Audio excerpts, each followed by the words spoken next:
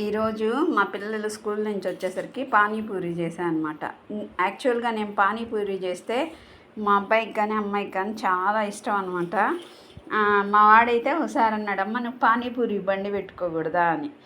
వీళ్ళనే కాదు, ఒకసారి మా అబ్బాయికి బర్త్డే చేస్తే వచ్చిన గెస్టులు వాళ్ళ అబ్బాయి అంటే వాళ్ళ పేరెంట్స్ వచ్చారు, పిల్లలు వచ్చారు కదా, వాళ్ళ అబ్బాయి అడిగి మరీ తిన్నాడు అనమాట. నచ్చింది. వాడు ఫస్ట్ మొహమాట పడి అడగలేదు, వాళ్ళ నాన్నతో చెప్తుండాడు. అదే ఏం సార్ అని అడిగితే లేదు ఇంకొద్ది కావాలంట, మొహమాట పడి చెప్పటం అంటే అదేముంది తినండి అని పిల్లలకు ఎత్తిపెట్టింది కూడా మా అమ్మాయికి ఎత్తిపెట్టింది కూడా అబ్బాయికే పెట్టేసేసాను.